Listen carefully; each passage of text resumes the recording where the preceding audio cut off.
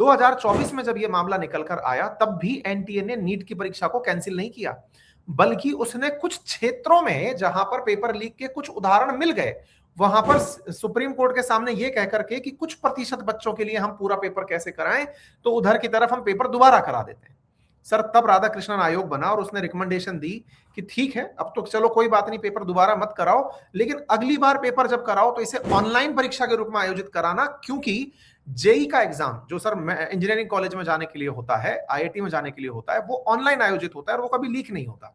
तो बोले इस परीक्षा को ऑनलाइन आयोजित कराओ। एनटीए ने तर्क दिया कि साहब उसमें बच्चे कम बैठते हैं, हमारे यहाँ 22 लाख बैठते हैं।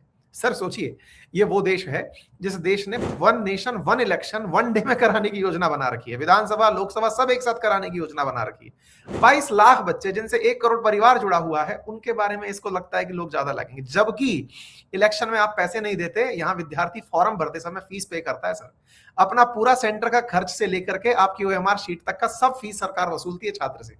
उसके बावजूद इन्होंने ये कहा कि नहीं, हमको संस्थागत रूप से दिक्कत आएंगी। ये दूसरा पॉइंट था सर। इस बात के बावजूद फिर विकल्प इनको दिया गया कि आप 2 बार आयोजित करा लीजिए इस परीक्षा को, भाई आपके पास संसाधन कम है ऑनलाइन कराने के, 2 बार करा लीजिए। बोले नहीं साहब, हमको कॉलेज सिलेक्शन में दिक्कत आ जाएगी।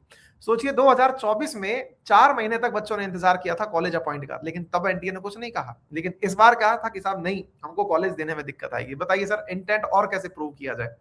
फिर समझिए कि इस पूरी कहानी में ये पेपर प्रिंट होता है और प्रिंट होकर के सेंटर्स पर जाता है। सर पेपर का लीक होने का अगर आप ट्रेंड देखेंगे ना, तो क्या पाइएगा कि पेपर या तो प्रिंटिंग प्रेस से लीक होता है, या फिर अक्सर उस रास्ते से जहां पहुंचकर जिस सेंटर पर जाता है ना, सेंटर पर कोई ना कोई व्यक्ति कॉम्प्रोमाइज हो जाता है। ये जो परीक्षा हुई है 5400 सेंटर्स पर आयोजित हुई है, 550 शहरों में आयोजित हुई है, कुछ इंटरनेशनल सेंटर्स पर भी ये परीक्षा आयोजित हुई है। तो कॉम्प्रोमाइज होना, क्योंकि हार्ड कॉपी में अगर आप पेपर ले जा रहे हो, पेन पेपर से परीक्षा आयोजित करा रहे हो, तो ये एक बड़ा संदेह का शब्द बन जाता है। तो भाई आप इसको ऑनलाइन रेपोजिटरी, जिस समय हम लोग अपना इतना सारा डेटा ऑनलाइन रखते हैं, पैसा अब तो अपन ऑनलाइन रखते हैं, तो उस समय पर इसे ऑनलाइन रखा जा सकता था, पर इन लोगों ने इसको प्रिंट कराना ही बेहतर समझा। क्यों?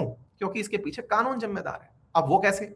सर अगर आपका पेपर लीक हो रहा है, पेपर लीक हो रहा है तो 3 साल की सजा है आपको। पिछली साल 2024 में जब सरकार कानून लेकर आई, 3 से 5 साल का उपबंध किया गया है।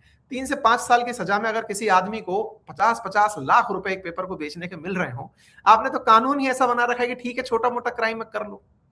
आप सोचिए, इंटेंट पर मैंने सवाल खड़ा किया है कि ये मामला कहीं और बड़ा है। इसको केवल इस तरह से समझा नहीं जाना चाहिए कि पेपर लीक हो गया। अजी नहीं साहब, वो तो आपने खुद कह रखा था, ये तिजोरी है, इसके अंदर से ये चाबी है, यूज करो और लेकर जाओ। जनता को बताने के लिए हमने जीपीएस ट्रैकर लगा दिया।